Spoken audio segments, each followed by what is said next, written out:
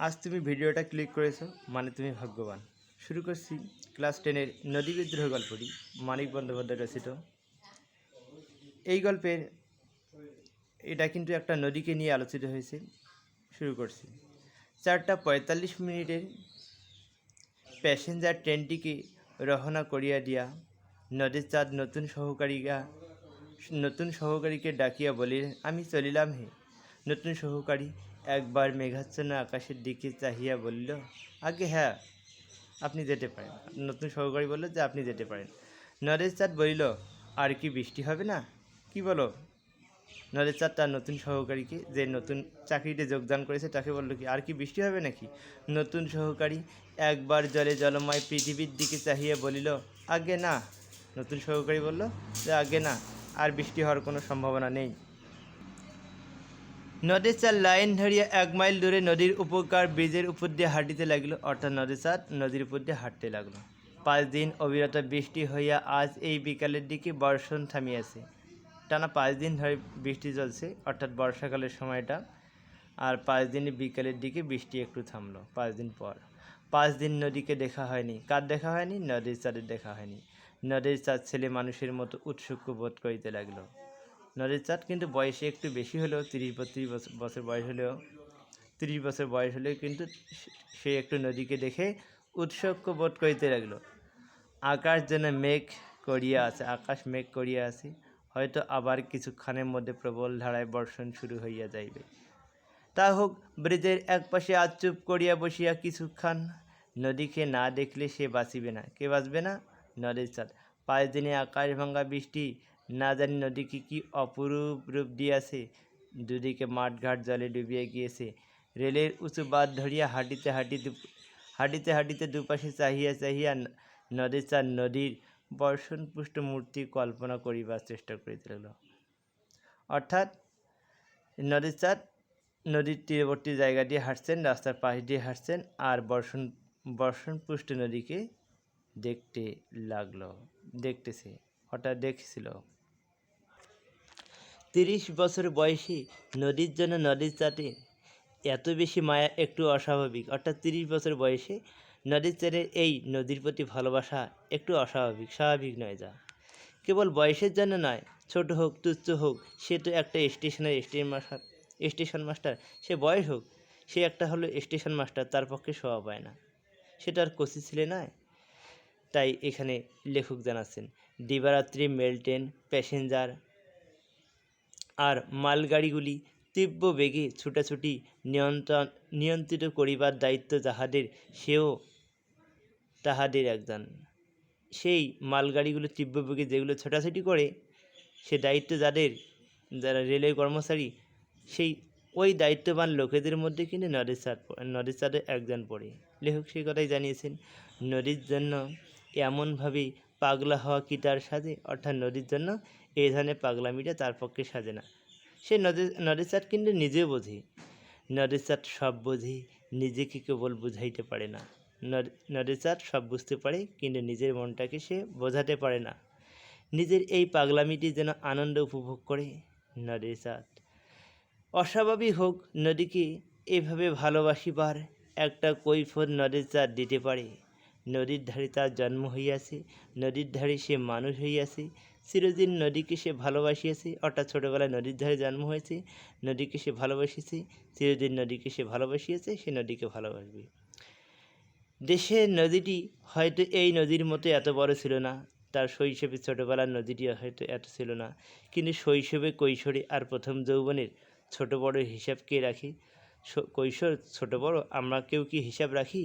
আমরা কিন্তু আমাদের জীবন যেভাবে চলে, আমরা কিন্তু সেভাবেই চলি। আমরা ছোট হোক, আমরা ছোটও যা, আমরা বড়ও তা।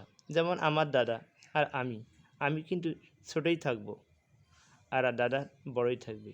কিন্তু আমি যদি বড় হই, সেটা কিন্তু আমি কিন্তু দাদার থেকে ছোট হবে। সেই রকমই নদীর চাঁদের ক্ষেত্রে কিন্তু সেই রকম একটা ঘটনা ঘটেছে। সে ছোট বড় নয়, সে নদীকে ভালোবেসেছে। সে ছোট বড় এখানে হিসাব করেনি। নদীর চাঁদের ছোট্ট মানসিকতা এখানে আলোচ্য গল্পে ধরা পড়েছে।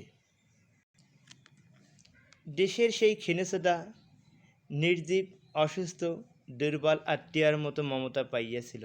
দেশের সেই ছোট্ট নির্জীব নদীটি সে এক দুর্বল আত্মীয়ের মতো মমতা পাইয়াছিল। যেমন দুর্বল আত্মীয় অসুস্থ হয়, নির্জীব, তারপরে কিন্তু তার প্রতি আমরা কি ভালোবাসা কিন্তু শ্রদ্ধা জ্ঞাপন করি। ঠিক সেই রকমই বড় হইয়া একবার অনাবৃষ্টি বছরে নদী ক্ষীণ স্রোতধারা প্রায় শুকিয়া যাইবার উপক্রম করিয়াছে। বড় হয়ে একবার দেখছিল নদের চাঁদ যে নদীটি প্রায় শুকিয়া যাইবার মতো উপক্রম। সে প্রায় কাঁদিয়ে ফেলেছিল। এটা পরীক্ষায় গুরুত্বপূর্ণ লাইন। সে কাঁদিয়ে ফেলেছিল কিসের জন্য? তার ছোটোবেলার যে নদীটি ছিল সেই নদীটি একবার শুকিয়ে গিয়েছিল। দুরারোগ্য ব্যাধিতে ভুগিতে ভুগিতে পরমাত্মা মরিয়া যাইবার উপক্রম করিলে যা হয়, নদের চাঁদেও কিন্তু তাই হয়েছিল। ব্রিজের কাছাকাছি আসিয়া প্রথমবার নদীর দিকে দৃষ্টিপাত করিয়াই নদীর চাঁদ স্তম্ভিত হইয়া গেল। নদীর কাছাকাছি এসে, ব্রিজের কাছাকাছি এসে নদীর চাঁদ স্তম্ভ হইয়া গেল। 5 দিন আগেও বর্ষার জলে পরিপুষ্ট নদীর পঙ্কিল জলস্রোতে সে চঞ্চল দেখিয়েছে। অর্থাৎ 5 দিন আগে নদীকে দেখেছিল, সে ভরা ভরা ছিল, কিন্তু সে চাঞ্চল্য যেন ছিল পরিপূর্ণতার আনন্দের প্রকাশ। সে আনন্দটা ছিল পরিপূর্ণ, জলে জলময়, সেই একটা পরিপূর্ণতার আনন্দ। আজ যেন সেই নদী খেপিয়ে গিয়েছে। এটাও পরীক্ষায় গুরুত্বপূর্ণ লাইন। নদী যেন খেপিয়ে গিয়েছে। কী কারণে নদী খেপিয়ে গিয়েছে? গাঢ়তর পঙ্কিল জল ফুলিয়া ফাঁপিয়া ফেনাশ্রিত হইয়া ছুটিয়া চলিয়েছে। অর্থাৎ আজকে যে জল সেটা প্রবল বেগে বন্যা, সেই নদীর জল খুব জোরে ছুটিয়া চলছে। এতক্ষণে নদীর চাঁদ একটি সংকীর্ণ ক্ষীণস্রোতা নদীর কথা বলেছিল। সে এত সময় সে সংকীর্ণ একটা ক্ষীণস্রোতা নদীর কথা ভাবছিল। ফেনাশ্রিত হইয়া যে ছুটিয়ে চলেছিল সেই নদীর কথা। তার 4 বছরের চেনা এই নদীটি মূর্তিকে তাই যেন আরও বেশি ভয়ঙ্কর। আজকে ওই ক্ষীণস্রোতা নদীটি যেটা ফেনাশ্রিত ছুটিয়ে চলছে আজকে, সেটা ক্ষীণস্রোতা ছিল, সেটা স্বাভাবিক একটা জলপ্রবাহ ছিল, কিন্তু 4 বছরের চেনা এই নদীটির মূর্তিকে যেন আরও বেশি ভয়ঙ্কর মনে হলো। কার মনে হলো? নদের চাঁদের। আরও বেশি অপরিচিত মনে হলো, নদীকে তার অপরিচিত মনে হলো। মনে হয় সে যেন দেখেনি। ব্রিজের মাঝামাঝি ইট, সুরকি আর সিমেন্টে গাঁথা ধারক স্তম্ভের শেষ প্রান্তে বসিয়া সে প্রতিদিন নদীকে দেখে। অর্থাৎ সে স্টেশন মাস্টার, তো প্রতিদিন নদীকে দেখে। ব্রিজের কাছাকাছি আসে, ধারক স্তম্ভের ওখানে বসে এবং বসে কিনে নদী রেখে দেখে। আজও সে সেইখানে বসিল, আজও সেই জায়গায় বসল। নদীর স্রোত ব্রিজের এই দিকে ধারক স্তম্ভগুলিতে বাধা পাইয়া ফেনিল আবর্ত রচনা করিতেছে।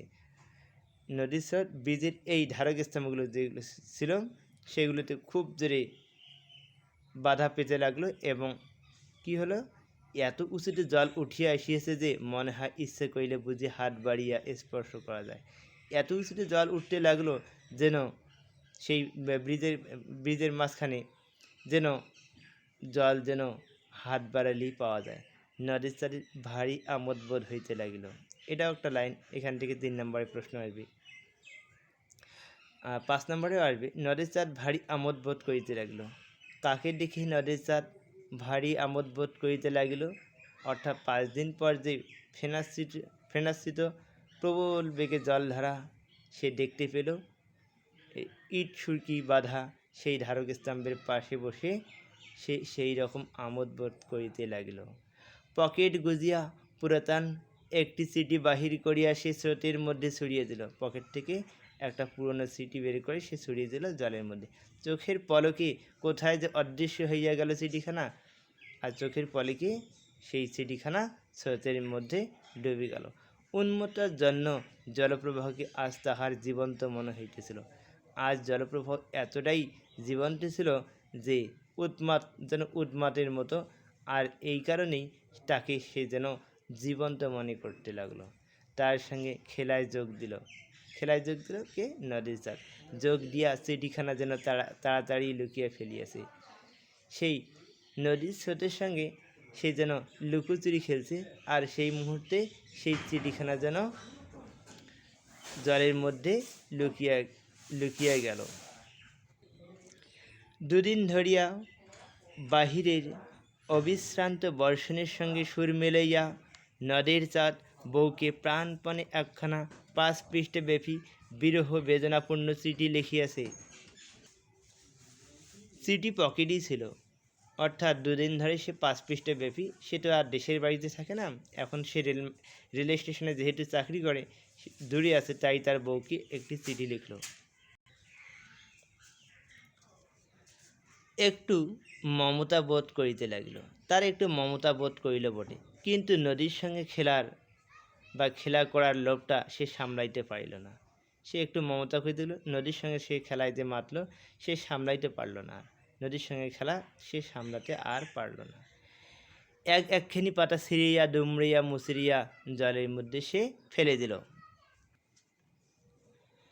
তারপর নামিল সেই বৃষ্টি, সে কি মুষলধারে বর্ষণ। ঘণ্টা তিনেক বিশ্রাম করিয়া মেঘের নতুন যেন শক্তি সঞ্চয় করিয়া আছে। নদীর চাঁদ বসিয়া বসিয়া ভিজিতে লাগিল। নদীর চাঁদ কিন্তু বসে বসে ভিজতে লাগলো, উঠিল না সেই জায়গায়। নদী হইতে একটা অশ্রুতপূর্ব শব্দ উঠিতেছে, অর্থাৎ প্রবল বন্যার ফলে আমরা যে নদীর পাড়ে যাই সেখানে কিন্তু আমরা নদীর কল কল একটা শব্দ শুনতে পাই। তার সঙ্গে বৃষ্টির ঝমঝম শব্দ মিশিয়া হঠাৎ একটা সঙ্গত সৃষ্টি করেছে, অর্থাৎ বৃষ্টির একটা ঝমঝমের শব্দের সঙ্গে সেই নদীর কলকল ধ্বনি একটা শব্দে একটা সঙ্গত সৃষ্টি করেছে। সে যে নদীর চাঁদে মন হইতে ছেলে মানুষই আমোদ মিলিয়া গেল, নদীর চাঁদে ছেলে মানুষই আমোদ মিলিয়ে গেল। তার মনে হইতে লাগল, এই ভীষণ মধুর শব্দ শুনিতে শুনিতে সর্বাঙ্গ অবসন্ন হইয়া আসিতেছে। সেই ভীষণ মধুর শব্দ শুনে তার শরীর যেন অবসন্ন হইয়া আসিতেছে। আর সেটা বেলাও কিন্তু গড়ার দিকে, গল্পের শেষেই আমরা কিন্তু বুঝতে পারবো। ক্রমক্রমে দিনের স্তমিত আলো মিলিয়া চারিদিকে অন্ধকার ছাইয়া গেল। ক্রমে ক্রমে বিকাল শেষের দিকে অন্ধকারের দিকে যাচ্ছে। বৃষ্টি একবার কিছুক্ষণের জন্য একটু কমিয়া আবার প্রবল বেগে বর্ষণ আরম্ভ হইতে লাগিল। ব্রিজের উপর দিয়ে একটা ট্রেন চলিয়া যাইবার আকস্মিক আঘাতে ঘুম ভাঙিয়া যাবার মতো একটা বেদনাদায়ক চেতনা কিছুক্ষণের জন্য নদীর চাঁদকে দিশাহারা করিয়া রাখিল। এটা খুবই গুরুত্বপূর্ণ লাইন 2023 সালের জন্য। প্রবল বেগে বর্ষণ আরম্ভ হইল, অর্থাৎ বিকালের শেষ দিকে সন্ধ্যার মুখে খুব একটা বৃষ্টি আরম্ভ হলো। ব্রিজের উপর দিয়ে একটা ট্রেন চলে গেল। হঠাৎ যদি একটা শব্দ হয়, কোনো একটা বিয়ে বাড়ির বাজনা বা কোথাও যদি একটা শব্দ হয়, হঠাৎ কিন্তু আমরা কিন্তু চমকে যাই, কিংবা ঘুম থেকে ঘুমন্ত অবস্থায় যদি কেউ ডাকে তৎক্ষণাৎ কিন্তু আমরা উঠে পড়ি, আকস্মিকভাবে ঘুম ভেঙে যায়। ডাকলে আমাদের যেমন ঘুম ভেঙে যায়, ঠিক তেমনি সে নদীকে এমনভাবে দেখছিল একাকিত্ব মনে, হঠাৎ সেই একটি ট্রেনের শব্দে তার ঘুম ভাঙিয়ে যাওয়ার মতো একটা বেদনাদায়ক চেতনা কিছুক্ষণের জন্য নদীর চাঁদকে দিশেহারা করে রাখলো। তারপর অতি কষ্টে একটু উঠে দাঁড়ালো নদীর চাঁদ। বড় ভয় করিতে লাগিল নদীর চাঁদের। হঠাৎ তাহার মনে হইয়াছে, রশ্মিক্ষোভে উন্মত্ত এই নদীর আর্তনাদী জলরাশির কয়েক হাত উঁচুতে এমন নিশ্চিন্ত মনে এতক্ষণে বসিয়া থাকা তাহার উচিত হয় নাই। অর্থাৎ নদীর কাছে সে বুঝতে পারলো যে নদীর এত ক্ষীণস্রোতা, এত জলধারা, প্রবল জলধারা, নদীর পাশে থাকা তার পক্ষে ঠিক ছিল না, কারণ যে কোনো সময় ব্রিজটা ভেঙে যেতে পারে। হোক ইট আর সুরকি, সিমেন্ট বাঁধা, পাথর লোহা কিংবা লোহা লক্করে গড়া সেই ব্রিজ, যে নদী এমনভাবে খেপিয়া যাইতেছে পারে তাহাকে বিশ্বাস নেই, তাকে আর সেই নদীকে বিশ্বাস না করাই ভালো। সে নদীর চাঁদ ভাবতে লাগলো। অন্ধকারে অতি সাবধানে লাইন ধরিয়া হাঁটিতে হাঁটিতে নদীর চাঁদ স্টেশনের দিকে ফিরিয়া চলিল। নদী বিদ্রোহের কারণ সে বুঝিতে পারিয়াছে। ব্রিজটা ভাঙ্গিয়া ভাসাইয়া লইয়া দুপাশে মানুষের হাতে গড়া বাঁধ চুরমার করিয়া সে স্বাভাবিক গতিতে বহিয়া যাইবার পথ করিয়া লইতে চায়। নদী অর্থাৎ স্বাভাবিক গতিতে সে নিজের গতিতে চলার জন্য সব কিছু ভেঙে দিয়ে যাইতে চায়। নদীর চাঁদ কিন্তু ভাবতে লাগলো, কিন্তু পারিবি কি? আবার তখনই তার প্রশ্ন জাগলো, কিন্তু সেই নদী ভেঙে যেতে পারে, কিন্তু কয়েকদিন পর তো আবার মানুষ সেই ইট সুরকি দিয়ে আবার বানাবে, পারিলেও মানুষ কি তাহাকে রেহাই দিবে? অর্থাৎ মানুষ আবার পুনরায় বানাবে। আজ যে ব্রিজ আর বাঁধ সে ভাঙিয়া ফেলিবে, কাল মানুষ আবার সেই ব্রিজ আর বাঁধ গড়িয়া তুলিবে, আবার সেই ব্রিজ বাঁধ গড়িয়া তুলিবে। তারপর এই গভীর প্রশস্ত জলপূর্ণ নদীর তার দেশের সেই ক্ষীণস্রোতা নদীটিকে পরিণত হইতে না জানি মোটে আর কত সময় লাগবে।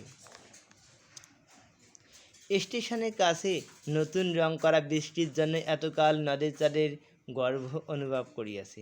এই স্টেশনের কাছে নদীটিকে দেখে নদের চাঁদে কিন্তু গর্ব অনুভব হয়েছে। আজ তার মনে হইল কি প্রয়োজন ছিল ব্রিজের, কারণ নদীটি সে ভেঙে ভেঙে চুরমার করে এগিয়ে যেতে চায়। বোধ হয় এই প্রশ্নের জবাব দেওয়ার জন্যই পিছন হইতে ৭ নং ডাউন প্যাসেঞ্জার ট্রেনটি নদীর চাঁদকে পিষিয়া দিয়া চলিয়া গেল। এই সমস্ত প্রশ্নের উত্তর দিতেই সেই যন্ত্র সভ্যতার দানব সেই প্যাসেঞ্জার ট্রেনটি ৭ নং প্যাসেঞ্জার ট্রেনটি নদীর চাঁদকে পিষিয়া দিয়া চলিয়া গেল ছোট স্টেশনের দিকে একটা স্টেশন ছেড়ে আর একটা স্টেশনের দিকে যেতে লাগলো। নদীর চাঁদ ৪ বছর যেখানে স্টেশন মাস্টারি করিয়াছে, নদীর চাঁদ যেখানে ৪ বছর ধরে স্টেশন মাস্টারি করছে, বন্দি এই নদীকে ভালোবাসিয়েছে। আর সেই নদীর পাশেই সে নদীকে অনেক ভালোবেসেছে, সেই নদীর সেতুকে সে ভালোবেসেছে। আর সেই বন্দি নদীকে তার দেখার ফল এটাই, যন্ত্র সভ্যতার বিরুদ্ধে যার সেই অগাধ যন্ত্র সভ্যতার বিরুদ্ধে তার বিদ্রোহ ঘোষণা এই গল্পে আমরা দেখতে পাই। আর তার পরিণাম আমরা এই গল্পের শেষ লাইনে দেখতে পাই।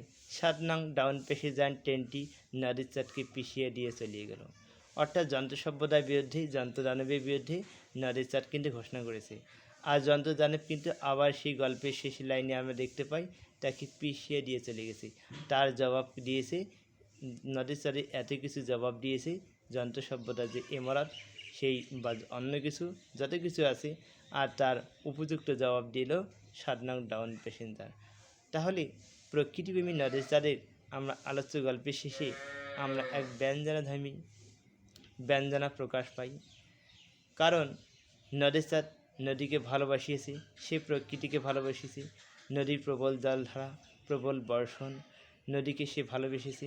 ছোটোবেলায় সে পাশের নদীটি, গ্রামের নদীটিকে দেখেছে, আজও সে নদীকে ভালোবাসিয়েছে। কিন্তু যন্ত্র সভ্যতার কাছে যে মানুষের কোনো কিছু করার নেই, যন্ত্র যে দানবে পরিণত, গল্পের শেষ লাইনে শেষ দিকে আমরা বুঝতে পাই। আজ ভিডিওটি এখানেই। যদি ভিডিওটি ভালো লাগে লাইক এবং সাবস্ক্রাইব করবেন চ্যানেলটিকে। আমাদের এই চ্যানেলে অনেক শিক্ষক আছে, বাংলা বিষয়ে তো সমস্ত পাবেনি, আর এছাড়াও যত বিষয় আছে আমরা সমস্ত নোট দিয়ে দেবো। বিশেষত বাংলা, ইতিহাস, ভূগোল এগুলো আমরা নোট দিয়ে দেবো। আর বিজ্ঞান বিষয়ে দিয়ে দেবো। প্রত্যেক বিষয়ে আলাদা আলাদা শিক্ষক আছে। আর এই ধরনের গল্প আর 2023 সালের জন্য এটা খুবই গুরুত্বপূর্ণ গল্প। 3 নম্বরে 5 নম্বরে আসবে। অন্যান্য ইউটিউব চ্যানেল খুঁজলেও কিন্তু পাওয়া যাবে। কেন এটি গুরুত্বপূর্ণ? সব চ্যানেলেই কিন্তু একই কথা, আমি নিজেও দেখে থাকি। আপনাদের যদি ভালো লাগে চ্যানেলটি সাবস্ক্রাইব করবেন, লাইক দেবেন। এই গল্পে যতগুলো প্রশ্ন আছে সমস্ত উত্তর দিয়ে দেবো 2023 সালের জন্য। এখানে কোনো আসেনি যেহেতু 2022 সালে সমস্ত প্রশ্ন আমরা দিয়ে দেবো, প্রশ্নের উত্তর দিয়ে দেবো। আজ এ পর্যন্তই।